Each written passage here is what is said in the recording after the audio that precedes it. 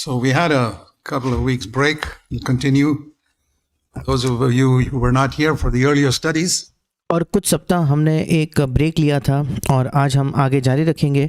और आप में से कुछ जो शायद पहले के अध्ययन में नहीं थे उपस्थित, उनके लिए we saw in Matthew chapter 5, 6 and 7 when we looked at it overall, और हमने मत्ती 5, 6 और 7 में देखा, जब हम मोटे मोटे तौर पर उसे देख रहे थे, that Jesus spoke about 9 right attitudes and then 9 wrong attitudes. कि यीशु मसीह ने मत्ती 5, 6 और 7 में पहले 9 सही रवैये और उसके बाद 9 गलत रवैयों का वर्णन किया है। And so we saw the right attitudes first of all in Matthew chapter 5 and verse 3 onwards. और सबसे पहले हमने 9 जो सही रवैये थे उन्हें देखा मत्ती रचित सुसमाचार उसके 5वें अध्याय में 3 वचन से आगे right up to verse 12 वचन तक। And very quickly, poverty of spirit, mourning for sin, being meek, not fighting for our rights. और बहुत जल्दी से अगर हम देखें तो सबसे पहले था मन की दीनता, आत्मा की गरीबी, अपने पाप के लिए शोक करना, और फिर नम्र होना मतलब अपने अधिकारों के लिए न लड़ना, Hungering and thirsting for righteousness. धार्मिकता की भूख और प्यास रखना। 5, being merciful to others. 5वां था दूसरों पर दयावंत होना। And number 6, being pure in heart. 6वां था अपने हृदय में अपने मन में शुद्ध होना। Number 7, being peacemakers. 7वां था मेल मिलाप करने वाले बनना। 8, being willing to stand up for righteousness. और 8वां था धार्मिकता के लिए खड़े होने के लिए तैयार होना। And number 9, being unashamed to confess Christ. और 9वां था मसीह का अंगीकार करने के लिए बिना लज्जा के मसीह का अंगीकार करना। These are the 9 right attitudes by which we can be the salt of the earth and the light of the world. ये 9 सही रवैये हैं जिसके द्वारा हम पृथ्वी का, धरती का नमक और इस जगत की ज्योति बन सकते हैं। already covered that. हमने पहले अध्ययनों में पहले ही इन सब चीज़ों को देख लिया। And then we move on to the 9 wrong attitudes that go on till the end of the Sermon on the Mount, right up to chapter 7. और उसके बाद हम देखते हैं 9 गलत रवैये जो यहाँ से आगे जारी रहते हुए पहाड़ी उपदेश के अंत तक, मतलब 7वें अध्याय के अंत तक 9 गलत रवैयों का वर्णन किया है। And so as an introduction to that, Jesus says in Matthew 5 and verse 17, और इसका परिचय देते हुए यीशु मसीह मत्ती 5:17 में कहते हैं, Do not think I came to abolish the law of the prophets. ये ना समझो कि मैं व्यवस्था या भविष्यद्वक्ताओं की पुस्तकों को लोप करने या उसे रद्द करने आया हूँ। In other words, he's saying, I did not come to lower the standard. दूसरे शब्दों में वो कह रहा है कि मैं मापदंड को कम स्तर पर करने के लिए या उसे नीचे करने के लिए नहीं आया। The standard in the law was very, very high. व्यवस्था में जो स्तर था, जो मापदंड था, वो बहुत बहुत ऊंचा था।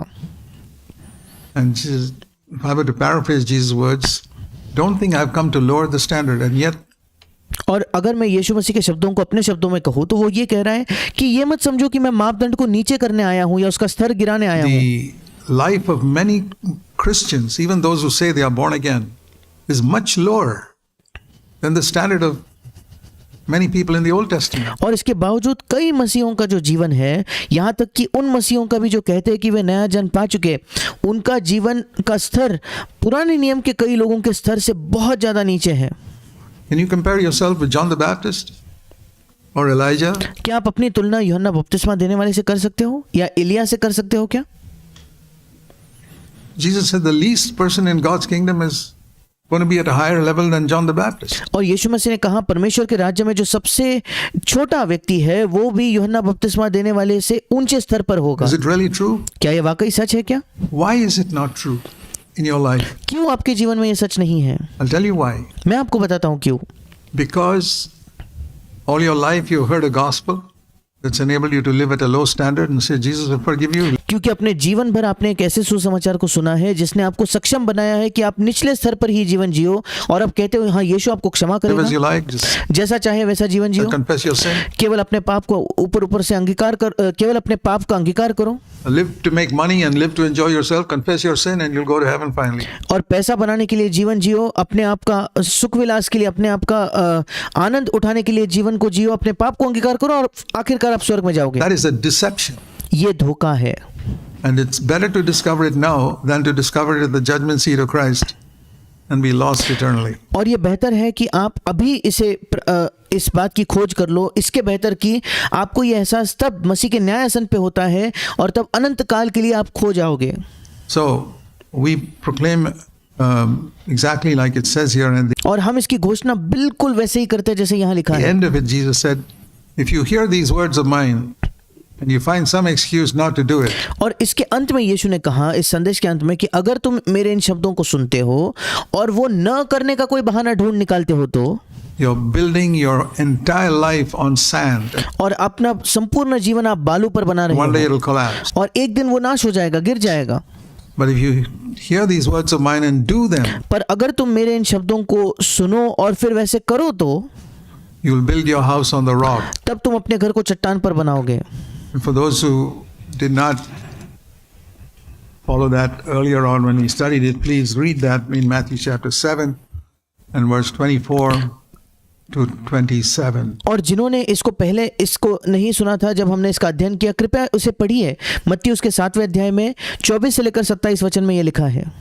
There are only two options यहाँ केवल दो ही विकल्प at the है। end of the Sermon on the Mount. He said पहाड़ी उपदेश के अंत में दो ही विकल्प है, that you either listen to it and don't do it. और यीशु कहता है या तो आप इसे सुनो और इसको मत मानो, इसको मत करो। You listen and understand, get excited, but don't do it. इसका मतलब तुम सुनते हो, उस बड़े उत्साही हो जाते हो, पर उसे करते नहीं, समझते भी हो पर करते नहीं। Another person, he doesn't just listen, but he does them. पर दूसरा व्यक्ति जो है वो केवल सुनता नहीं, वो करता भी है। Verse 24. 24 वचन, He is the only one who builds his house on a rock. वो इकलौता व्यक्ति है जो अपने घर को चट्टान पर बनाता है। There are people who say, "I've accepted Christ, so my house is on the rock." और ऐसे कुछ लोग हैं जो कहते हैं मैंने मसीह का स्वीकार कर दिया है, मेरा घर तो चट्टान पर बना है। In one sense, yes. एक तरीके से हम कह सकते हैं हाँ। But if you're not obeying what's written here in Matthew 5, 6, and 7, I want to tell you in Jesus' name, you are building on sand. पर अगर आप उस बात की आज्ञा नहीं मान रहे जो यहाँ मत्ती 5, 6 और 7 में लिखा है, मैं आपको यीशु के नाम से बताना चाहता हूँ, आप अपने घर का बालू पर निर्माण कर रहे हो। And I want to ask you a question, और मैं आपसे एक प्रश्न पूछना चाहता हूँ, because I often say this when I speak. और कई बार जब मैं बात करता हूँ, प्रचार करता हूँ, तो मैं ये कहता हूँ, We think of physical health is something very important for all of us. और हम सोचते हैं कि शारीरिक जो स्वास्थ्य होता है वो हम में से हर एक के लिए बहुत महत्वपूर्ण है। Education, that's something important for all of us. We want पढ़ाई लिखाई वो हम सब के लिए बहुत महत्वपूर्ण हम समझते our हैं। children to be educated. हम चाहते हैं कि हमारे बच्चे पढ़े लिखे हो। We want physical health for ourselves and our children. हम चाहते हैं कि अपने लिए और अपने बच्चों के लिए अच्छा शारीरिक स्वास्थ्य हम चाहते हैं। Okay, there are three areas. ठीक है, ये 3 क्षेत्र हो गए। One is health, एक है स्वास्थ्य, the other is education, दूसरा है पढ़ाई लिखाई, शिक्षा, and third is our spiritual life. अब तीसरा है हमारा आत्मिक जीवन। For health, we have hospitals that keep us healthy. और हमारे स्वास्थ्य के लिए हमारे पास अस्पताल है जो हमें स्वस्थ बनाए रखते हैं। For education, we have schools and colleges. पढ़ाई लिखाई के लिए हमारे पास स्कूल है, हमारे पास कॉलेज है। And for spiritual health and all, we have the church.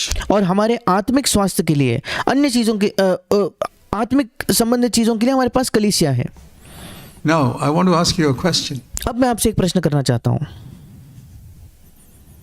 If all the hospitals offered free treatment, अगर सारे के सारे अस्पताल मुफ्त में इलाज करवाने लगे तो, no payment at all, और कोई आपसे पैसा नहीं लेंगे, for consultation or admission, anything, चाहे आप उनको केवल दिखाने जाओ, चाहे आप वहाँ जाके एडमिट हो जाओ, किसी भी चीज़ का पैसा नहीं, and you got sick, which hospital would you choose? अब ये जानते हुए अगर आप बीमार पड़े तो कौन सा अस्पताल आप चुनते? Would you choose the hospital which had the highest standard of hygiene? क्या आप एक ऐसा अस्पताल चुनते क्या जिसका जो साफ सफाई का, स्वच्छ रखने का जो स्तर है वो बहुत उच्चतम, सबसे उच्चतम हो, Or some which had a little lower standard of hygiene? Everything is free, remember? और या आप दूसरा एक अस्पताल चुनते जहाँ की जो सफाई है, जहाँ जितना साफ सुथरा इस अस्पताल को रखा जाता है थोड़ा कम उसका स्तर है। और याद रखिए दोनों के दोनों अस्पताल में आपको खर्चा कुछ नहीं है, सब मुफ्त में मिलेगा। I know what all of us would choose. मैं जानता हूँ हम में से हर एक व्यक्ति क्या चुनेगा। We want the highest standard of hygiene. हम चाहते हैं कि सबसे ज्यादा साफ सफाई वाला, स्वच्छता रखने वाला ही अस्पताल हम चुने। Would you choose a hospital where the doctors are very strict on standards of health? और क्या आप एक ऐसा अस्पताल चुनोगे जहां जो सारे डॉक्टर हैं इलाज करने वाले, वो स्वास्थ्य के मापदंड जो है उनके बारे में बहुत सख्ती से उसका वो पालन करते हैं, Extremely strict. और बहुत ज़्यादा सख्ती से और सीधे तरीके से वो उस स्वच्छता के स्तर को, स्वास्थ्य के स्तर को बनाए रखते हैं, To eliminate all germs, और सारे जो कीटाणु हैं उनको मारने के लिए, in cleanliness at the highest standard. और उनकी शुद्धता या उनकी साफ सफाई भी सबसे ऊंचा स्तर उनका है। Or would you choose a hospital which is not so clean? या आप एक ऐसा अस्पताल चुनोगे जो उतना भी साफ सुथरा नहीं है? You know the answer. आप उत्तर जानते हो। Okay, education. ठीक है, पढ़ाई लिखाई। Supposing all the schools and colleges, education was completely free. मान लीजिए सारे स्कूल में, सारे कॉलेज में और पढ़ाई लिखाई पूरे तौर से स्वतंत्र होती और मुफ्त होती, तो Would you send your child to the best school and college? क्या आप अपने बच्चे को सर्वश्रेष्ठ स्कूल में, सबसे अच्छे कॉलेज में भेजते कि नहीं? With the highest standard of education? Or would you say it doesn't really matter, let him go to some school? जहाँ शिक्षा का सबसे ऊंचा स्तर पाया जाता है पढ़ाई लिखाई का, या आप एक ऐसे स्कूल में, कॉलेज में भेजते, चलो कोई फर्क नहीं पड़ता, किसी भी स्कूल में उसे जाने दो? We all know what you would choose. हम सब जानते हैं हम किस चीज का चुनाव करेंगे। The best hospital, सबसे अच्छा अस्पताल, best school, best सबसे अच्छा स्कूल, college. सबसे अच्छा college. Why is it when it comes to church, we say it doesn't matter which church we go to? अब क्यों जब बात आती है कलीसिया में जाने की, हम कहते कोई फर्क नहीं पड़ता किस कलीसिया में हम जा रहे हैं? They're all talking about Jesus, like saying every school teaches ABC, that 2 + 2 is 4. Is that all there is? और हम लोग कहते हैं नहीं, हर कलीसिया में तो यीशु की बात कर रहे हैं, और ये बिल्कुल वैसे कहना हो गया कि हर स्कूल में तो वही ABC और अक्षर ही पढ़ाए जाते हैं, और हर स्कूल में 2 + 2, 2 में 2 मिला दो तो 4 होता है, यही सिखाया जाता है। केवल इतना ही है क्या हर स्कूल में? Why is it in the area of church? I'm talking about what I've observed in many countries and many people. Why is it only in the matter of church? अब क्यों केवल कलीसिया के मामले में? अब याद रखिए, मैं बात कर रहा हूं जो मैंने खुद देखा है कई देशों में, और कई लोगों के इसी रवैये को मैंने देखा है। We say, let's go to some church which doesn't raise the standard too high. It's like, और हम कहते हैं कि केवल कलीसिया के मामले में हम कहते हैं चलो हम किसी ऐसे कलीसिया में जाएंगे जहां वे मापदंड को बहुत ऊंचा नहीं रखते। saying, let's go to a hospital where the hygiene is not such a high standard. ये बिल्कुल ऐसा है मानो कोई कहता है कि चलो अस्पताल चलते, पर ऐसे अस्पताल में जाएंगे जहां साफ सफाई इतनी ज्यादा नहीं है, स्वच्छता इतनी ज्यादा नहीं है, ऊंचे मापदंड की साफ सफाई नहीं है। Let's go to a school where they don't have such high pass marks. चलो हम ऐसे स्कूल में जाएंगे जहां इतने ज्यादा मार्क्स की जरूरत नहीं है पढ़ाई लिखाई में। Why is it? I'll tell you why. और ज्यादा मार्क्स नहीं चाहिए पास होने के लिए, ऐसे स्कूल में जाएंगे। ऐसा क्यों? मैं आपको बताता हूँ क्यों। Because we are all downright selfish. क्योंकि हम में से सब के सब बिल्कुल स्वार्थी हैं। When it comes to making money, जब बात आती है पैसा कमाने की, when it comes to education, जब बात आती है पढ़ाई लिखाई की, when it comes to health, जब बात आती है स्वास्थ्य की, we're very serious about our need. हमारे जरूरतों के बारे में हम बहुत ज्यादा गंभीर हैं। But when it comes to our spiritual life, we say, well, it doesn't really matter. पर जब बात आती है हमारे आत्मिक जीवन की, तब हम कहते हैं ना, नहीं, इससे वाकई तो कोई फर्क नहीं पड़ता। And that shows that we don't really fear God. और ये हमें दिखाता है कि हम वाकई परमेश्वर का भय नहीं मानते। We don't really feel that our spiritual life is the most important part of us, more than our physical health, hospitals, more than our mental education, schools and colleges. और हम वाकई में ये महसूस नहीं करते कि वाकई में हमारा आत्मिक जीवन हमारे जीवन का सबसे महत्वपूर्ण हिस्सा है। हमारे शारीरिक स्वास्थ्य से बढ़कर, अस्पतालों से बढ़कर, हमारे जो हमारा दिमाग, हमारे ज्ञान या पढ़ाई लिखाई से बढ़कर, स्कूल और कॉलेज से भी बढ़कर। Now, if you're a true disciple of Jesus Christ, if you're अगर आप यीशु मसीह के सच्चे शिष्य हो तो, a true Christian, अगर आप एक सच्चे मसीह हो तो, you should be saying, my spiritual life is far more important to me than my education or my physical health. फिर आपको अपने आपको ये कहना चाहिए कि मेरा आत्मिक जीवन मेरे लिए बहुत ज़्यादा बढ़कर है, बहुत ज़्यादा महत्वपूर्ण है मेरे पढ़ाई लिखाई की तुलना में या मेरे शारीरिक स्वास्थ्य की तुलना में। I'm not saying we shouldn't care for that. मैं ये नहीं कह रहा कि हमें उसकी कोई परवाह नहीं करनी चाहिए। I believe in being physically healthy and being well educated. मैं विश्वास करता हूँ कि शारीरिक तौर पर हम स्वस्थ रहे और अच्छी पढ़ाई लिखाई हम करते रहे, उस पर मैं भी विश्वास करता हूँ। But I believe it's much more important to be spiritually zealous. पर मैं विश्वास करता हूँ इससे कई ज़्यादा महत्वपूर्ण है कि आत्मिक तौर पर हम बड़े एक उत्साह से, उमंग से भरे हुए हो And live by the highest standards. And और एक आत्मिक धुन हमारे अंदर हो और सबसे ऊंचे स्तरों के अनुसार हम अपने जीवन को बिताएं। that's the reason why some people don't take Matthew chapter 5, 6 and 7 seriously. They say और यही कारण है क्यों कुछ लोग मत्ती 5, 6 और 7 को गंभीरता से नहीं the लेते। standard is too high. वो कहते हैं कि जो मापदंड है वो बहुत ऊंचा है।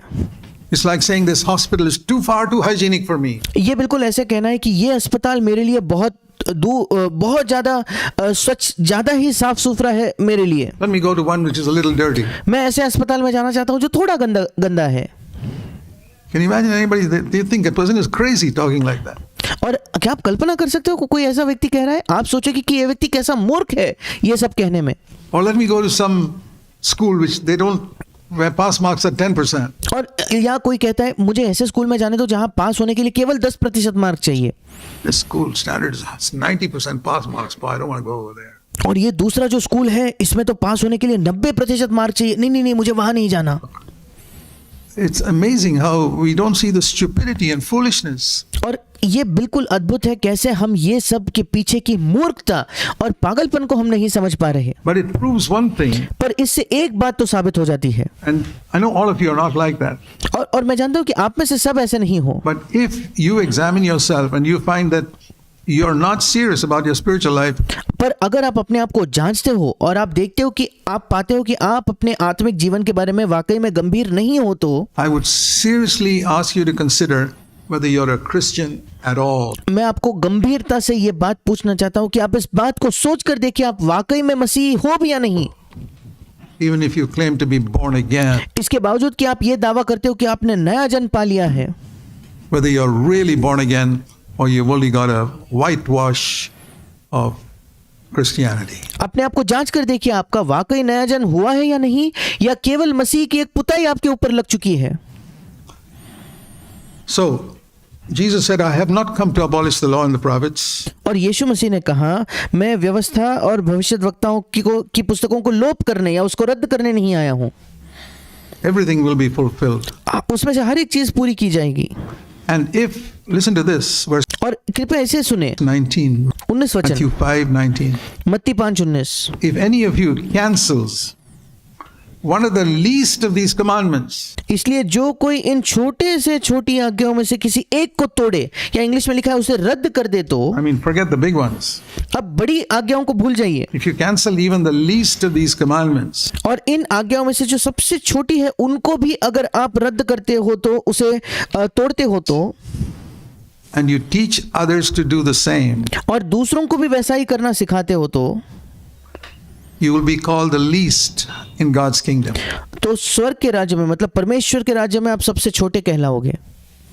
But whoever keeps and teaches the least of these पर जो कोई इन आज्ञाओं में से सबसे छोटे का पालन करेगा will be called great in the kingdom of heaven. Now, तो वो परमेश्वर के राज्य में महान कहलवाएगा। if you read verse 19, अगर आप 19 वचन पढ़ो तो it's a very simple way to be great in God's kingdom. बड़ा साधारण सा तरीका है परमेश्वर के राज्य में महान बनने का। And here you can find out whether you're going to be the least or the greatest. और यहाँ आप जान सकते हो कि आप सबसे छोटे बनोगे परमेश्वर के राज्य में, सबसे महान। Very simple. बड़ा साधारण है। Do you try to keep the least commandment? There क्या आप सबसे छोटी आज्ञा को मानने की कोशिश करते हो are क्या? some commandments that are more important, कुछ ऐसी आज्ञा होती है जो ज्यादा महत्वपूर्ण होती है, some which are not so important. For और कुछ ऐसी आज्ञा होती है जो उतनी महत्वपूर्ण नहीं example, होती। we teach in our church that women must veil their heads. उदाहरण के लिए हम अपने कलीसिया में सिखाते हैं कि स्त्रियों ने अपने सिर को ढकना चाहिए। It's not the most important commandment. अब ये सबसे महत्वपूर्ण आज्ञा नहीं है। Why do we do it? Because फिर हम ये क्यों करते हैं? it says if you teach the least of these commandments, in the last part of verse 19, if you teach the least of these commandments, you're great in God's kingdom. अब हम ये क्यों करते हैं? क्योंकि यहाँ लिखा है अगर तुम इन छोटी से छोटी आज्ञाओं में से सिखाओ। 19 वचन के अंतिम भाग में लिखा है अगर तुम दूसरों को सिखाओगे तो तुम परमेश्वर के राज्य में महान कहलाओगे। I want to be great in God's kingdom. मैं चाहता हूँ कि परमेश्वर के राज्य में मैं महान बनूं। So I want to teach not only the important commandments, I want to teach the least commandments too. और इसलिए मैं सबसे केवल महत्वपूर्ण आज्ञा नहीं सिखाना चाहता, मैं सबसे छोटी आज्ञा भी सिखाना चाहता हूँ। And if someone says, oh, that's not such an important commandment. और अगर फिर कोई आकर कहे नहीं वो इतनी भी महत्वपूर्ण आज्ञा नहीं There है। are so many Christians who've told me when it comes to something, oh, that's not important. क्या आप जानते हो कितने मसीहों ने मुझसे कहा है कि जब किसी एक विषय की बात आती है वो कहते हैं अच्छा वो नहीं वो इतना महत्वपूर्ण नहीं है। अच्छा, Well, they qualify for the first part of verse 19. फिर ऐसे लोग मत्ती 5:19 के पहले भाग के लिए उसके योग्य है। Whoever cancels some of these commandments saying that's not so important, जो भी इन आज्ञाओं को रद्द करता है, उनको लोप कर देता है, ये कहते हुए कि ये महत्वपूर्ण नहीं है, and teaches others to do that, और जो दूसरों को भी वैसा ही सिखाए तो, that person, he may enter heaven, but और वो व्यक्ति शायद स्वर्ग में प्रवेश कर भी लेगा, for all eternity, he'll be called the least in the kingdom of heaven. पर संपूर्ण अनंत काल के लिए वो स्वर्ग के राज्य का सबसे छोटा कहलाया Do you जाएगा। believe this? क्या आप इस पर विश्वास करते हो? There's only one person who knows about eternity who walked केवल एक ही व्यक्ति है जो अनंत काल के बारे में जानता था, on this earth. जो इस पृथ्वी पर कभी चला, That's Jesus Christ. और वो है यीशु मसीह। And he has taught us here how it's going to be in eternity. I और उसने हमें यहाँ सिखाया है कि अनंत काल में कैसे होने वाला है। take the Bible very seriously. I take मैं बाइबल को बहुत गंभीरता से लेता हूँ। Jesus' words very seriously because my eternity is dependent on this. मैं यीशु के शब्दों को बहुत बड़ी गंभीरता से लेता हूँ क्योंकि मेरा अनंत काल इसी पर टिका हुआ है, इसी पर निर्भर है। I'm not concerned about how I live for the 50, 100 years on this earth. और मुझे कोई फर्क नहीं पड़ता कि इस पृथ्वी के 50-100 वर्षों तक मैं कैसा जीवन जीने वाला हूँ। I'm concerned about how it's going to be for millions and millions of years in eternity. मुझे फर्क पड़ता है इस बात से कि अनंत काल के करोड़ों करोड़ों वर्ष में कैसा होने वाला है। And I do not want to spend all my life, it's not a matter of being great or least in heaven. और मैं अपने पूरे जीवन को वैसा नहीं बिताना चाहता। अब बात केवल ये नहीं है कि स्वर्ग के राज्य में महान होना या स्वर्ग के राज्य में सबसे छोटा It's a होना। matter of having whether I please the Savior who came to earth to give his life for me and और lay down his life on the cross for me. और बात यह है कि क्या मैं उस उद्धारकर्ता को प्रसन्न करने के लिए जीता हूँ जो इस पृथ्वी पर आया, जिसने मेरे लिए अपना जीवन दे दिया और जिसने मेरे लिए उस क्रूस पर अपने जीवन को बलिदान How किया। do I show my gratitude to him? कैसे मैं उसके प्रति अपने आभार, अपने धन्यवाद को दिखा सकता हूँ? It's by saying, Lord, I want to do everything that you have told me to do. और वो ये कहने के द्वारा है, प्रभु मैं वो हर चीज करना चाहता हूँ जो तूने मुझसे करने को कही Jesus है। says, if you love me, you will keep my commandments. और यीशु ने कहा अगर तुम मुझसे प्रेम करते हो तो तुम मेरी आज्ञाओं को मानोगे।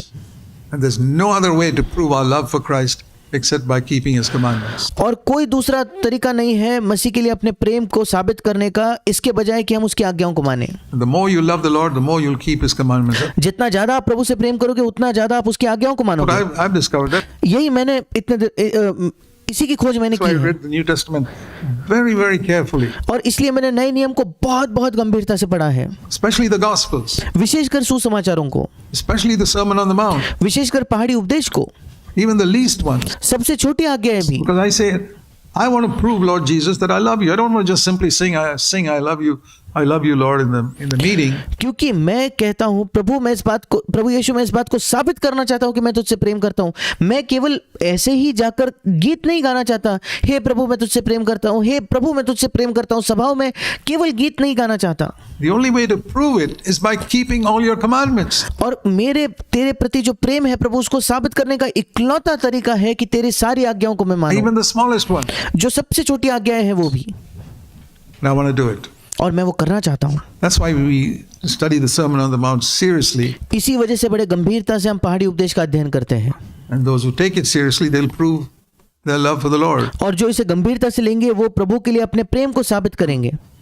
And now he goes on to say in verse 20 और अब वो आगे जाकर 20 वचन में कहता है that unless your righteousness exceeds and surpasses the righteousness of the scribes and Pharisees, you will not enter the kingdom of heaven. यदि तुम्हारी धार्मिकता शास्त्रियों और फरीसियों की धार्मिकता से बढ़कर ना हो तो तुम स्वर्ग के राज्य में कभी प्रवेश करने न पाओगे। Okay, let's think of the righteousness of the scribes and Pharisees because ours must go beyond that. अब हम सोचेंगे शास्त्री और फरीसियों के धार्मिकता के विषय में, क्योंकि हमारी धार्मिकता उनसे बढ़कर, उनसे ज्यादा होनी चाहिए।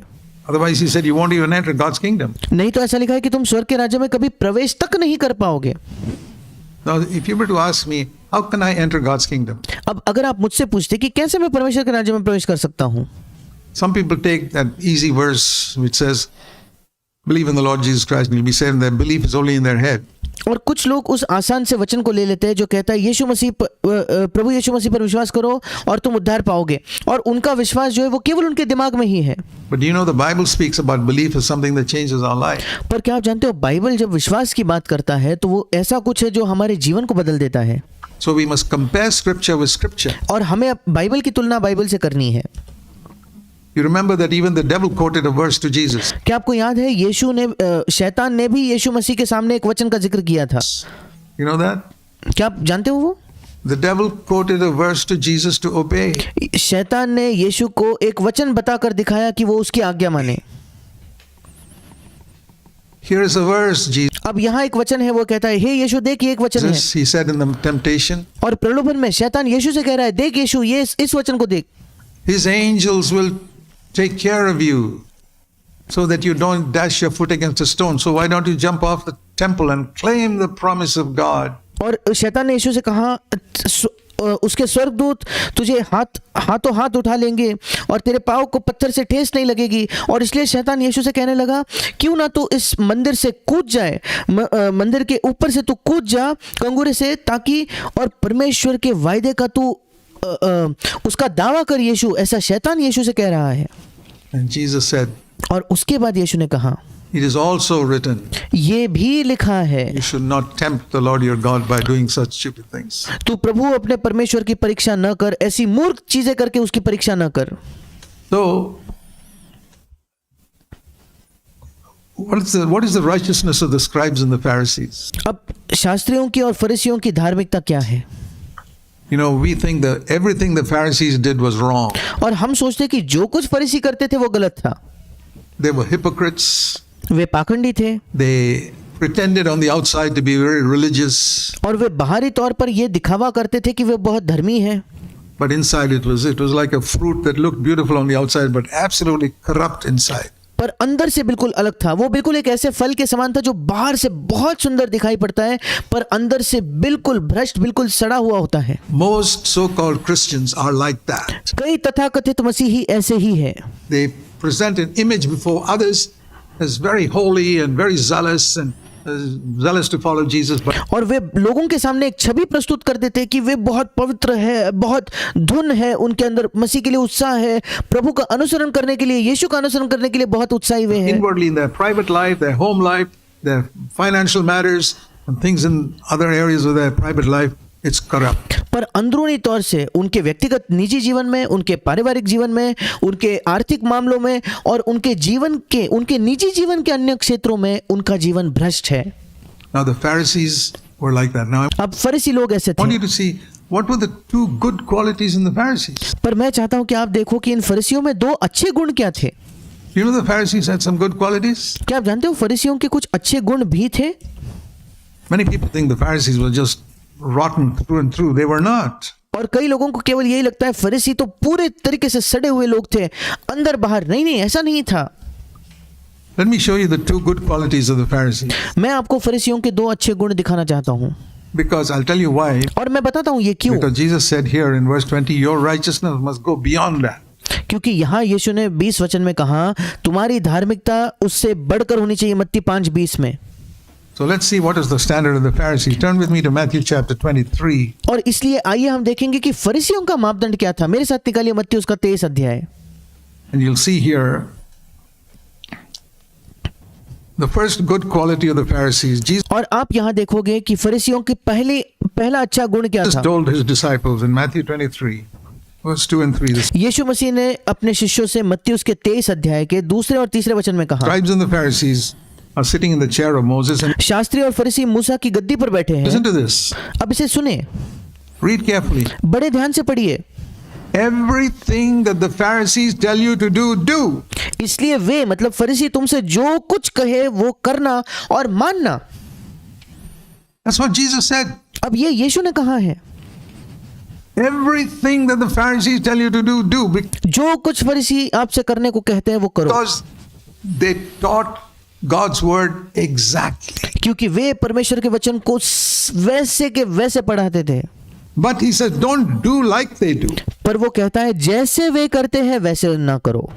They are hypocrites. वे पाखंडी हैं। They teach something, but they don't do it. वे कुछ सिखाते तो हैं पर वे करते नहीं हैं। So don't follow their actions. You can follow their words exactly. और इसलिए यीशु कहता है उनके कामों के अनुसार, उनके कर्मों का अनुसरण मत करो, पर उनके शब्दों का अनुसरण हूबहू तुम कर सकते हो।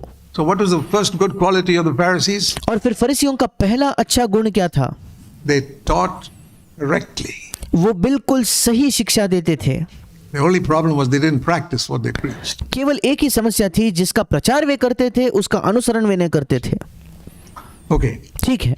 The second good quality of the Pharisees, फरीसियों का दूसरा अच्छा गुण ये है, Jesus said in Matthew chapter 23 and verse 25. यीशु ने मत्ती 23 के 25 वचन में कहा है। Sometimes we think there was nothing good in the Pharisees. कभी-कभी हमें लगता है कि फरीसियों में तो कुछ अच्छा There's नहीं one, था, we've already found one. पर यहाँ एक अच्छा गुण है। एक तो अच्छा गुण हमें मिल चुका, Here's the second one अब यहाँ एक दूसरा अच्छा गुण देखिए फरीसियों का। in the verse 25. 25 वचन में लिखा है, You scribes and Pharisees, here's the good quality of the Pharisees. हे शास्त्री और फरीसियों। अब देखो यीशु यहाँ उनके दूसरे अच्छे गुण की बात कर रहा है। You clean the outside of the cup. तुम कटोरे और थाली को ऊपर से तो मांजते हो। इंग्लिश में लिखा है तुम कटोरे को बाहर से मांजते हो। The inside is all dirty, of course. हाँ, अंदर से तो वो बिल्कुल गंदा है, But the outside, in other words, their external life was righteous. पर बाहर से वो शुद्ध था, अंदर से गंदा था। दूसरे शब्दों में उनका बाहरी जीवन बिल्कुल धर्मी था, धार्मिकता से भरा था। Just like your external life is righteous because you don't want a bad testimony for people. बिल्कुल जैसे आपका बाहरी जीवन बिल्कुल धार्मिक है, क्यों धार्मिकता से भरा है, क्योंकि आप नहीं चाहते कि दूसरे लोगों के सामने आपकी एक बुरी गवाही हो। You're always very nice when you speak to them. आप उनसे बात करते हुए बिल्कुल अच्छे से बात करते हो, And you're in your surroundings, you always want people to think highly of you. और आपके आस पड़ोस में आप हमेशा चाहते हो कि लोग आपके बारे में बहुत अच्छा या ऊंचा Because सोचें, your external life is good. क्योंकि आपका बाहरी जीवन अच्छा है। So what are the two qualities the Pharisees had? अब कौन सी दो गुण थे जो फरीसियों के थे? They taught the right doctrine. सही शिक्षा सिखाते थे, Their external life was good, सही सिद्धांत सिखाते थे, उनका बाहरी जीवन अच्छा था, but their thought life was corrupt. पर उनका विचारों का जीवन भ्रष्ट था। Their private life at home, husband and wife, was absolutely filthy and corrupt. उनका निजी जीवन जो उनके घर में पति पत्नी के बीच बिल्कुल गंदा और भ्रष्ट था, Anger and fighting and quarreling and all that. और गुस्सा था, लड़ाई था, झगड़ा, वो सब था, But externally, it was very, very good. पर बाहरी तौर पर वो बहुत बहुत अच्छा था। Jesus said, now your righteousness must exceed Matthew 5:20. We are back in Matthew 5:20. और अब यीशु कहता है तुम्हारी धार्मिकता इनके धार्मिकता से बढ़कर होनी चाहिए। मत्ती 5:20, फिर एक बार हम मुड़ेंगे, मत्ती 5:20 में हम आ चुके हैं। Must surpass that of the scribes and Pharisees. How do यीशु कहता है तुम्हारी धार्मिकता शास्त्री और फरीसियों की धार्मिकता से बढ़कर होनी you चाहिए। surpass it? कैसे हमारी धार्मिकता उनसे बढ़कर हो सकती है? First of all, it's not only that my teaching must be correct, सबसे पहले केवल मेरी शिक्षा सही है इतना पर्याप्त नहीं है, that I must obey that teaching in my private life. महत्वपूर्ण यह है कि उस शिक्षा का मैं अपने निजी जीवन में पालन भी करता हूं, उसके प्रति आज्ञाकारी भी हूं। And secondly, it's not just the outside of the cup that must be clean, और दूसरा, केवल उस प्याले का बाहरी हिस्सा स्वच्छ और साफ है पर्याप्त नहीं है, but the inside too. In other words, पर उसका अंदर भी साफ होना चाहिए। the reputation you have before your friends as a good Christian, दूसरे शब्दों में, जो आपका नाम बन गया है, एक लोकप्रियता बन गई है आपके मित्रों के सामने कि आप एक अच्छे मसीही हो as a holy person, या एक पवित्र व्यक्ति आप हो, it must be exactly the same or more inside. बिल्कुल वैसा ही या उससे बढ़कर आपका अंदरूनी जीवन होना चाहिए। Ask yourself now, अब आप अपने आप से प्रश्न कीजिए, do people have a better opinion of you than you really are in private? अब क्या लोग आपके बारे में, आप अपने निजी जीवन में जो हो उससे बढ़कर उनकी राय आपके बारे में है क्या? Do people have a better opinion of you looking at your outward actions than you are in your thought life? क्या लोगों का आपके बारे में एक बहुत बड़ी अच्छी राय है जब वे आपके बाहरी कामों को देखते हैं, तब तो उनका बहुत अच्छा राय है, पर आपका विचारों का जीवन वैसा नहीं है, ऐसा है क्या? Than you are in the way you live at home with your wife and your husband. या आप अपने घर पे अपने पत्नी के साथ कैसा जीवन जीते हो, अपने पति के साथ कैसा जीवन जीते हो, उससे बेहतर लोग आपको समझते हैं क्या? Do they have a better opinion about you, about your public life, than the way you are in your dealings with money?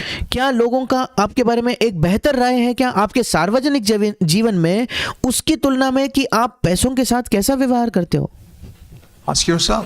अपने आप से प्रश्न कीजिए। I don't know. मैं नहीं जानता। I don't know how you handle money. मैं नहीं जानता पैसे के साथ आप कैसे व्यवहार करते know हो, how upright you are. I don't know whether you love money at all.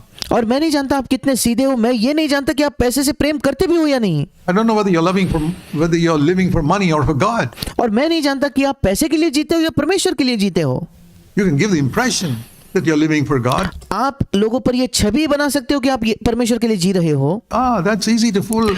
ऐसे उन्हें मूर्ख बनाना बड़ा आसान है। People are easily fooled in this area, but इस क्षेत्र में लोग बड़े आसानी से मूर्ख बनाए जाते you हैं, alone know what you're living for. पर आप अकेले ही जानते हो कि आप किस लिए जी रहे हो, And you alone know whether you're absolutely upright in the smallest little thing in your private life, or you're only giving an impression. और केवल आप ही जानते हो कि आप बिल्कुल सीधे हो या नहीं अपने जीवन के सबसे छोटी छोटी चीज में, आपके निजी जीवन के, या आप लोगों के सामने केवल एक छवि बनाने की कोशिश कर रहे हो।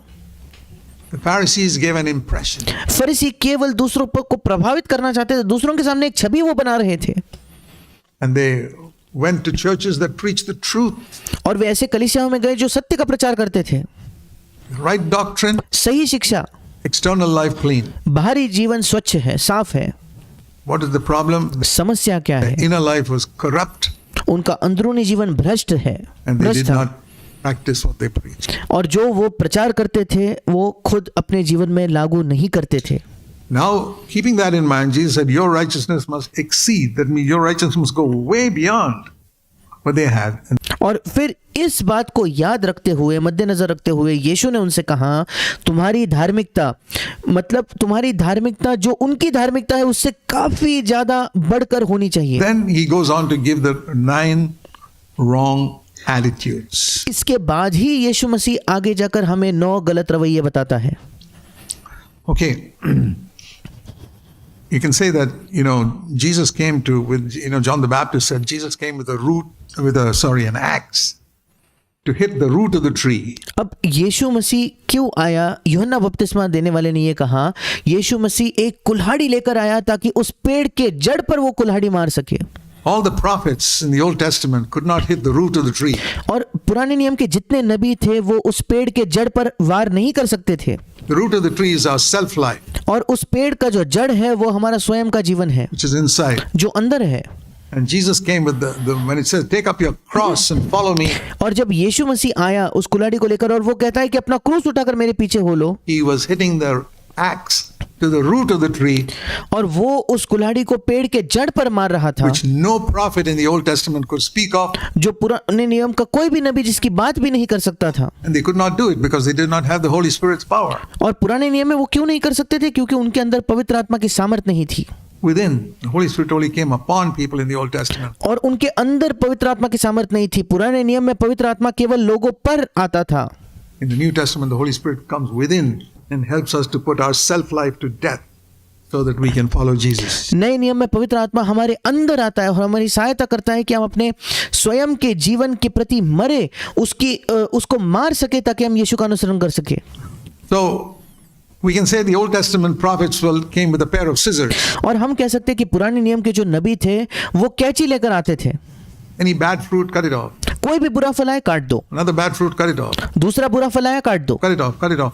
काटते रहो, काट दो, काट दो। The Old Testament, the best of the Old Testament prophets could only come with a pair of scissors. पुराने नियम के सर्वश्रेष्ठ नबी और भविष्यद्वक्ता भी केवल कैंची ही लेकर आ सकते And थे। I tell you, a lot of today's preachers are going around with a pair of scissors. और मैं आपको बताना चाहता हूं आज के कई ऐसे प्रचारक हैं जो केवल एक कैंची लेकर घूमते हैं।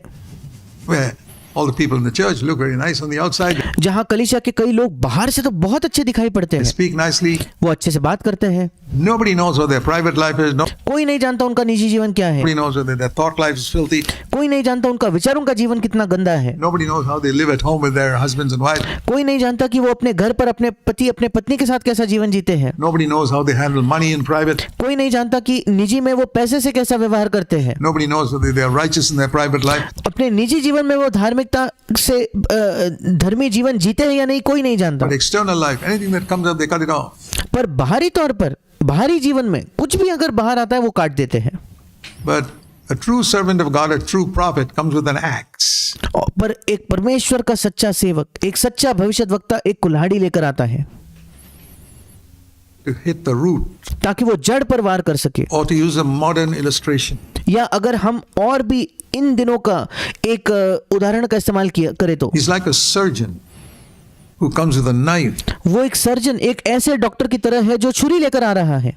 not the knife of the murderer. एक खूनी, एक हत्यारे का वो छुरी नहीं है, No, the knife of a surgeon brings life. नहीं, पर वो जो डॉक्टर है, सर्जरी करने वाला, उसकी जो छुरी है, उसकी जो चाकू है, उससे जीवन आता है। He cuts, वो काटता है, it pains. उससे दर्द भी होता Sure, है, it pains. निश्चित तौर पर दर्द होता है। People take sometimes 2-3 months to recover from a surgery. कभी कभी किसी सर्जरी से ठीक होने में लोगों को 2-3 महीने लग जाते हैं, But it gets rid of the cancer. पर कैंसर ठीक हो जाता है। That's a true prophet. वो है एक सच्चा भविष्यद्वक्ता। That's the only type of church any of you should attend. और ये इकलौता तरीके का कलीसिया है जो आप में से किसी ने भी कभी उसमें जाना चाहिए, Where somebody uses the knife to cut and remove the cancer. जहाँ कोई इस्तेमाल करता है उस छुरी का ताकि वो काट कर उस कैंसर को निकाल बाहर फेंके। Not just put some cream on you and make you look nice. ऐसा नहीं कि आपके ऊपर से कोई क्रीम लगाए, कोई मलहम लगाए और आप बड़े अच्छे दिखने लगो। So, first wrong attitude. और पहला गलत रवैया, Jesus said your righteousness must exceed the righteousness of the Pharisees. यीशु ने कहा तुम्हारी धार्मिकता फरीसियों के धार्मिकता से बढ़कर होनी चाहिए। The righteousness of the Pharisees was external. और फरीसियों की धार्मिकता बाहरी थी। Jesus said yours must be inward. यीशु ने कहा तुम्हारी धार्मिकता अंदरूनी होनी चाहिए। In other words, it's no use looking nice on the outside. दूसरे शब्दों में बाहर से अच्छा दिखने में कोई फायदा नहीं, Your health must be good inside. A lot आपका स्वास्थ्य अंदर से भी अच्छा होना of चाहिए। people look nice on the outside, they are कई लोग बाहर से बहुत अच्छे दिखते हैं not healthy. पर वे स्वस्थ नहीं हैं। So Jesus was talking about inner health, spiritual. और यीशु मसीह बात कर रहा था अंदरूनी स्वास्थ्य की, Spiritual health. आत्मिक स्वास्थ्य की। And first example, और पहला उदाहरण यीशु ने दिया। in the Old Testament, the law said you shall not commit murder. ऐसा लिखा है कि पुराने नियम में व्यवस्था ने कहा था हत्या न करना, That's external. वो बाहरी है।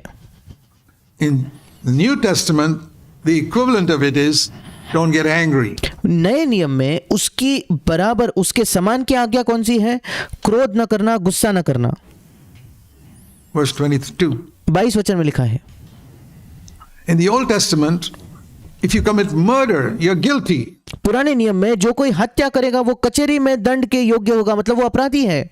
In the New Testament, verse 21, sorry, if you commit murder, you're guilty. और 21 वचन में लिखा है अगर तुम हत्या करो तो तुम कचहरी में दंड के योग्य हो, तुम अपराधी New हो। Testament, if you get angry, you're guilty. पर नए नियम में 22 वचन में लिखा है कि जो अपने भाई पर गुस्सा करेगा वो कचहरी में दंड के योग्य होगा या वो उस अपराध के योग्य है। You see the standard?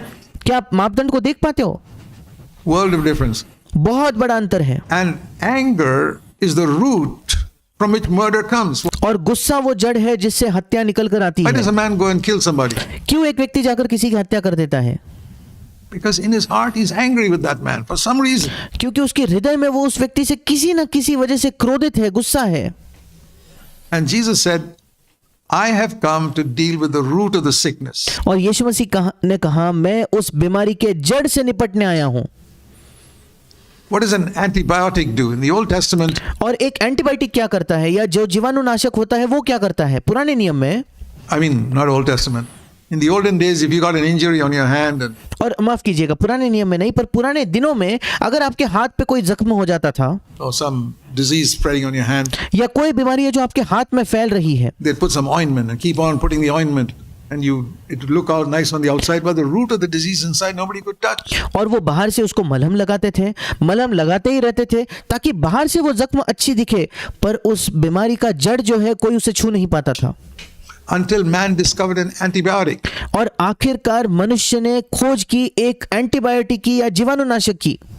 And an uneducated person will not understand. और एक अनपढ़ व्यक्ति इसको नहीं समझ सकता, जो पढ़ा लिखा नहीं है वो इसको नहीं समझ पाता। You go to some uneducated villager and he has a problem in his skin and the doctor says take this tablet in your mouth and और अगर आप किसी अनपढ़ एक गांव वाले के पास जाओ और उसके त्वचा पर, उसके हाथ पर कोई समस्या है और फिर डॉक्टर उससे कहता है कि इस गोली को अपने मुंह से ले, he can't why he said doctor my problem is not in my mouth, my problem is in my hand.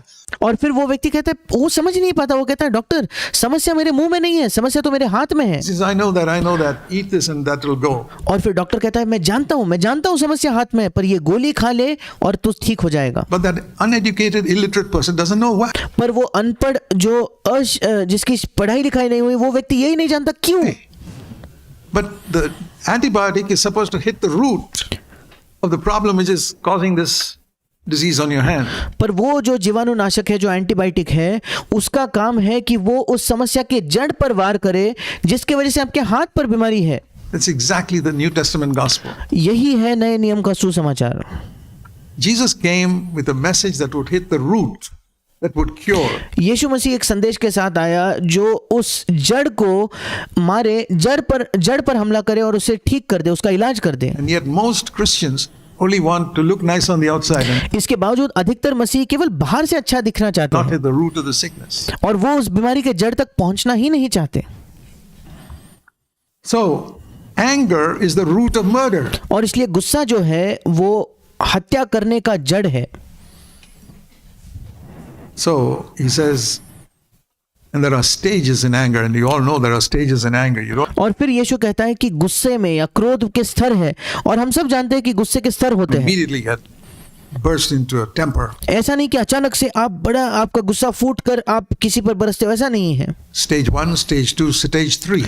पहला स्तर है, दूसरा स्तर है, तीसरा स्तर है, And Jesus says that. और यीशु भी इसका जिक्र करता है। First of all, you're angry with your brother just in your heart. और सबसे पहले वो कहता है कि तू अपने भाई पर गुस्सा है अपने हृदय में।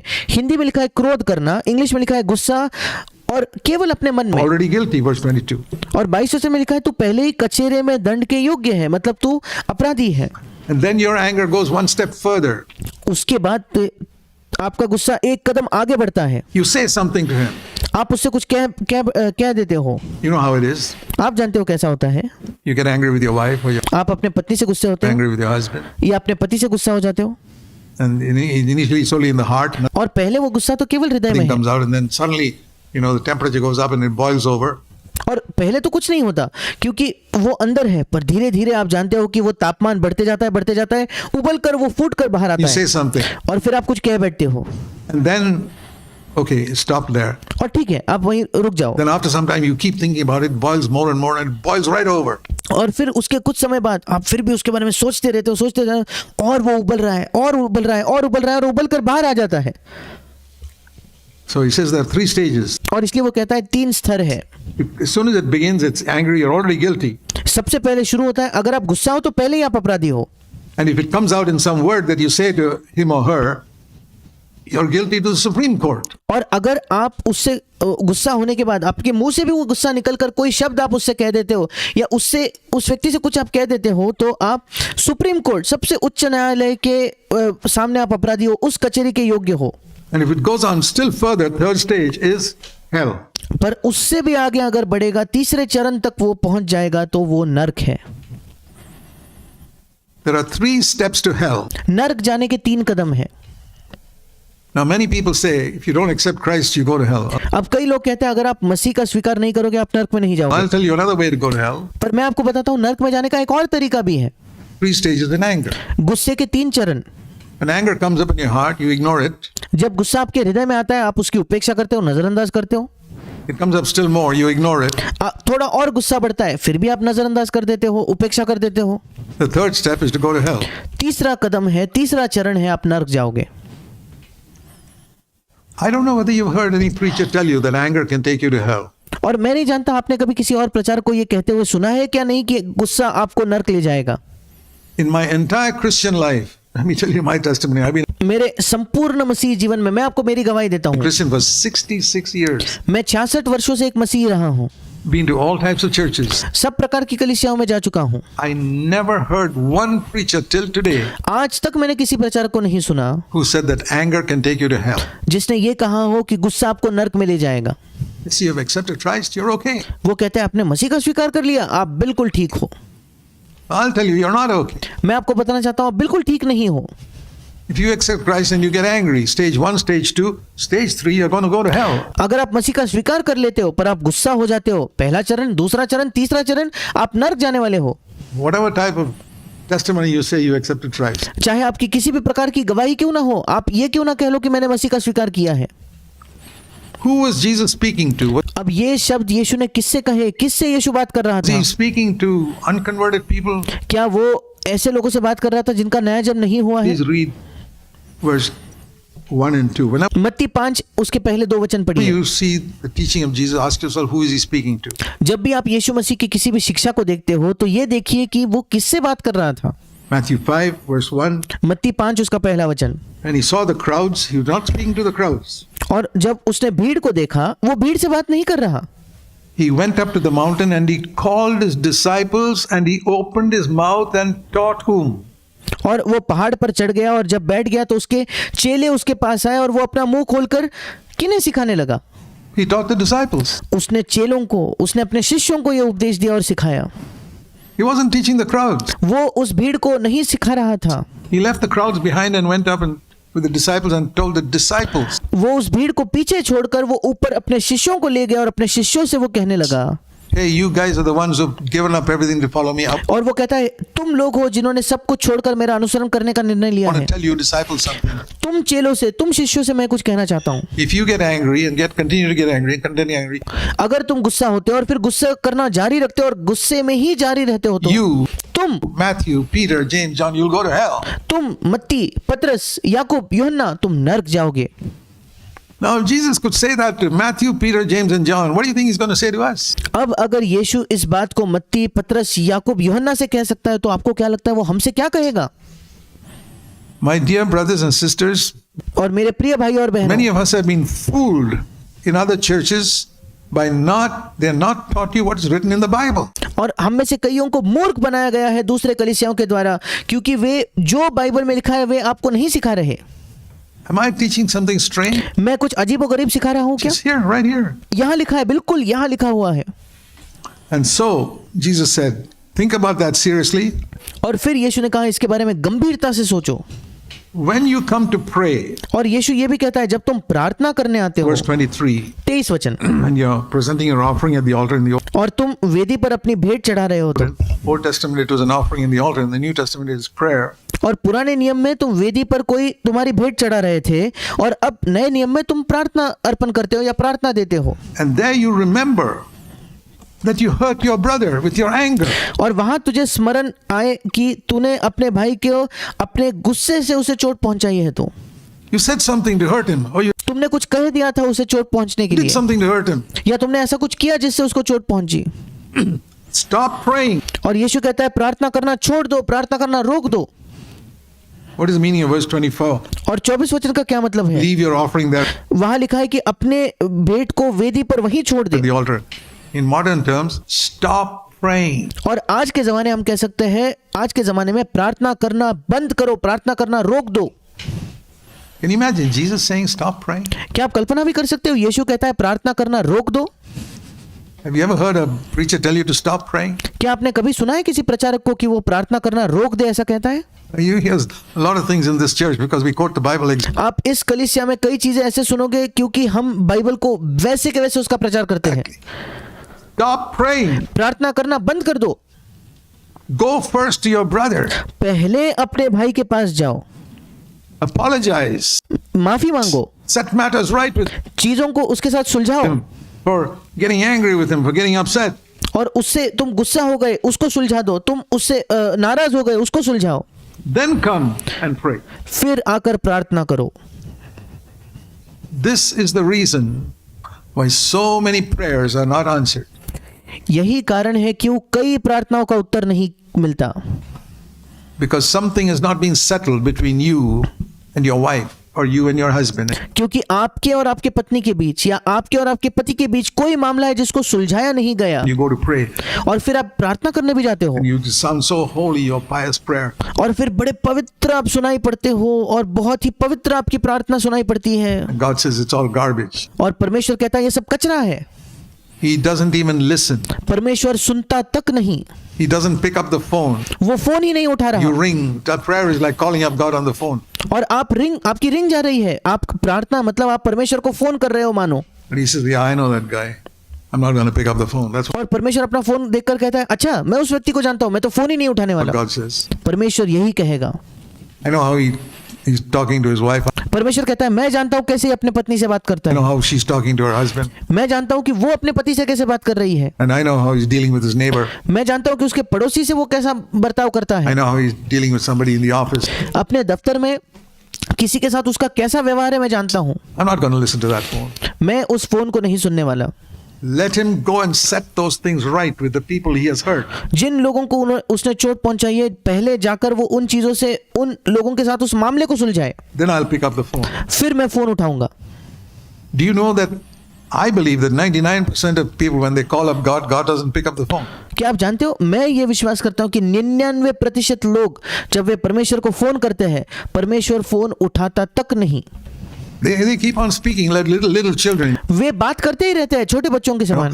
You get a 2-year-old child, they pick up the phone and keep on talking. No, आप जानते हो एक 2 साल का बच्चा कैसा होता है, वो फोन उठाता है और वो बात करते ही रहता है he's at the other end. किसी ने फोन उठाया नहीं है। That's exactly how 99% of prayers of Christians are.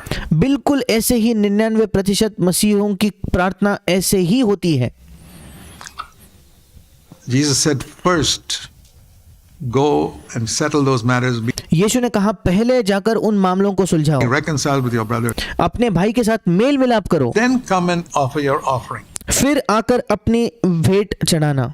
And he said, do that quickly, because if you don't make friends quickly, और फिर वो कहता है कि झटपट इसे कर, अगर तू झटपट मेल मिलाप न करे तो। see the word quickly there in verse 25. क्या 25 वचन में झटपट इस शब्द को देख पाते हो क्या? Make friends quickly झटपट मेल मिलाप कर with your opponent at law. और उस मुद्दई के साथ जिसके साथ तेरा वो कानूनी ये चल रहा है उसके साथ जो झटपट अपना मेल मिलाप कर ले। The opponent means what? He's got something against you आपका मुद्दई मतलब कौन? जिसके विरोध में, जिसके मन में आपके विरोध में कुछ है, because you hurt him. क्योंकि आपने उसको चोट पहुंचाई। Whoever it is, whether it's wife or husband or somebody in the office or somewhere else, और वो कोई भी क्यों ना हो, चाहे वो पत्नी हो, पति हो, दफ्तर में कोई हो या कोई और व्यक्ति हो, some neighbor of yours, आपका कोई पड़ोसी हो सकता some है, relative, some कोई रिश्तेदार हो सकता है, mother-in-law perhaps, हो सकता है कोई सास है आपकी who you hurt, जिसको आपने चोट पहुंचाई, or some daughter-in-law whom you hurt. या आपकी कोई बहू है जिसको आपने चोट पहुंचाई। Go quickly and settle matters with him. झटपट जाकर उससे मेल मिलाप कर लो, उससे चीजों को सुलझा लो, Lest one day you are taken before the judge, and that is God. Verse अगर नहीं तो एक दिन वो तुझे हाकिम के सामने ले जाएगा। 25. 25 वचन में वो हाकिम परमेश्वर है And you are thrown into hell. और फिर तू नरक में डाल दिया जाए। Is it that serious? ये क्या उतना गंभीर है क्या? Yes. हाँ।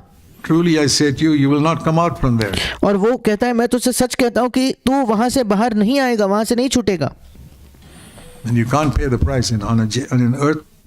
और तुम उसकी कीमत नहीं चुका सकते। You can pay a price and pay your fine and come out. और पृथ्वी पर अगर तुम जेल में डाल दिए गए, बंदीगृह में डाल दिए गए, कीमत चुकाकर तुम बाहर आ सकते हो, जुर्माना भर के बाहर आ सकते हो, You go to hell, there's no coming out at all. पर जब तुम नरक में जाओगे वहां से बाहर आना नहीं है। My dear brothers and sisters, मेरे प्रिय भाई और बहनों, the Christian life is far more serious than what you've been taught. आपको जो सिखाया गया है उससे मसीह जीवन बहुत बढ़कर उससे ज्यादा गंभीर है। Is salvation by grace? क्या उद्धार अनुग्रह के द्वारा है क्या? 100% by grace. 100% अनुग्रह के द्वारा। But grace is God's power. पर अनुग्रह परमेश्वर की सामर्थ है। Not only God's mercy to forgive us our sins, ना केवल परमेश्वर का परमेश्वर की दया जो हमारे पापों को क्षमा करती है, but God's power to keep us from falling. पर परमेश्वर का सामर्थ्य जो हमें गिरने से बचाए रखता है। If you look at the standard of the Old Testament, अगर आप पुराने नियम के मापदंड को देखो तो you believe that the standard in the New Testament should be higher. क्या आप विश्वास करते हो कि नए नियम का मापदंड उससे ऊंचा होना चाहिए? Jesus said the standard of the New Testament should be far higher than even John the Baptist. यीशु कहता है कि नए नियम का मापदंड तो बपतिस्मा देने वाले यूहन्ना से भी बहुत ज्यादा बढ़कर होना चाहिए। Can you imagine the type of life John the Baptist lived? क्या आप कल्पना भी कर सकते हो कैसा जीवन बपतिस्मा देने वाले यूहन्ना ने जिया? And we are called to live higher than that. और हमारी बुलाहट है कि हम उससे भी ऊंचा जीवन जिए। That is because John the Baptist could not have the Holy Spirit within him. वो इसलिए था क्योंकि बपतिस्मा देने वाला यूहन्ना उसके अंदर पवित्र आत्मा नहीं हो सकता था। We can have the Holy Spirit within us. हमारे अंदर पवित्र आत्मा हो सकता है। There's a lot of argument about the Holy Spirit. I'll अब पवित्र आत्मा के बारे में बहुत बहस चलती है। tell you one thing that will make you drive you to seek for the power of the Holy Spirit. मैं आपको बताना चाहता हूँ एक चीज जो आपको विवश कर देगी कि आप पवित्र आत्मा की सामर्थ्य की खोज करने लगोगे। Read the Sermon on the Mount. पहाड़ी उपदेश को पढ़िए।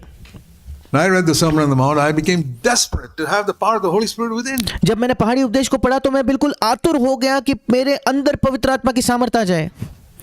Nobody had to exhort me. किसी को आकर मुझे उपदेश नहीं देना पड़ा।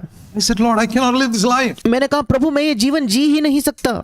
Yet this is the standard you're expecting. और प्रभु इस मापदंड की तो अपेक्षा कर रहा है। That made me seek God for the power of the Holy Spirit. और उसने मुझे विवश कर दिया कि मैं परमेश्वर की खोज करूं उसके पवित्र आत्मा के सामर्थ्य के लिए। And God baptized me in the Holy Spirit और परमेश्वर ने मुझे पवित्र आत्मा में बपतिस्मा दिया Fire. और अग्नि में बपतिस्मा दिया। and began to lead me more and more into this life. और वो मेरी अगुवाई करने लगा अधिक और अधिक इस जीवन I want to में। encourage all of you, और मैं आप सबको प्रोत्साहित करना चाहता हूँ, if you hear the word of God and accept the challenge of it, I'll अगर आप परमेश्वर के वचन को सुनो और उसके चुनौती को स्वीकार करो tell you तो what it'll do.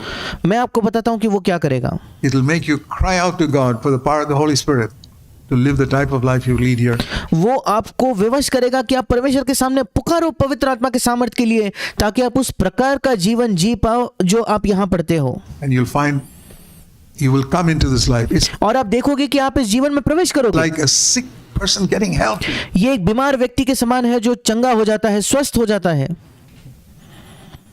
I really believe that. मैं वाकई इस पर विश्वास करता हूँ। I remember my life when I was defeated by sin. मुझे मेरा जीवन याद है जब मैं पाप से हारा हुआ था। It was like being sick with this sickness and that sickness and the other sickness, all of it, वो बिल्कुल ऐसा था कि मैं बीमार था, इस बीमारी से, वो उस बीमारी से, एक और बीमारी से, constantly getting sick.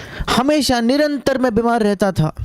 And then as I began to overcome that, it was like getting healthy. और जब मैं उस पाप पर विजय पाने लगा तो मानो मैं स्वस्थ होने लग गया। That's exactly what the Holy Spirit does. और पवित्र आत्मा बिल्कुल यही करता है। I want to encourage all of you, seek God for the power of the Holy Spirit. मैं आप सबको प्रोत्साहित करना चाहता हूँ कि आप परमेश्वर की खोज करें पवित्र आत्मा के सामर्थ्य के लिए, To live the life that Jesus describes here. कि हम वो जीवन जी सके जिसका वर्णन यीशु मसीह यहाँ कर रहा है। Amen. आमीन। Let's pray. आइए हम प्रार्थना करेंगे। So while our heads are bowed in prayer, जब हमारे सिर प्रार्थना में I झुके want you हैं, to think about what you heard. मैं चाहता हूँ कि आप सोचें आपने जो सुना उसके विषय में। You can dismiss it all as being extreme teaching. आप इसको बिल्कुल नजरअंदाज कर सकते हो ये कहते हुए कि ये तो बड़े चरम की शिक्षा हो गई। But you're going to be the loser when Christ comes back. पर एक दिन जब मसीह लौटेगा तब आप रहोगे जिसने हानि उठाई है। Take it seriously, my brother, sister. Don't मेरे भाई मेरे बहन से गंभीरता से ले। think that being in this church preserves you. Not ये ना सोचे कि इस कलीसिया में रहना आपको सुरक्षित at रखेगा, all. बिल्कुल नहीं। Your private life before God is what matters. परमेश्वर के सामने आपका निजी जीवन ही है जो कोई मायने रखता है। So ask the Lord to help you, इसलिए प्रभु से मांगे कि वो आपकी सहायता करे, because when He puts a standard before you, He says, I'll give you the power to live up to that standard. क्योंकि जब वो आपके सामने एक मापदंड रखता है तो वो कहता है मैं तुझे वो सामर्थ्य दूंगा कि उस मापदंड के अनुसार तू जीवन जी सके। Seek for the power of the Holy Spirit from today. आज से पवित्र आत्मा के सामर्थ्य की खोज करो। Heavenly Father, स्वर्गीय पिता, help us all. We हम सबकी सहायता करें। हम प्रार्थना करते हैं प्रभु, You never tell us to do something which you don't give us the power to fulfill. तू कभी हमसे ऐसा कुछ नहीं करने को कहता जिसको पूरा करने के लिए तू हमें सामर्थ्य नहीं देता। Thank you, Father, in Jesus' name. धन्यवाद पिता, यीशु के नाम से, Amen. आमीन।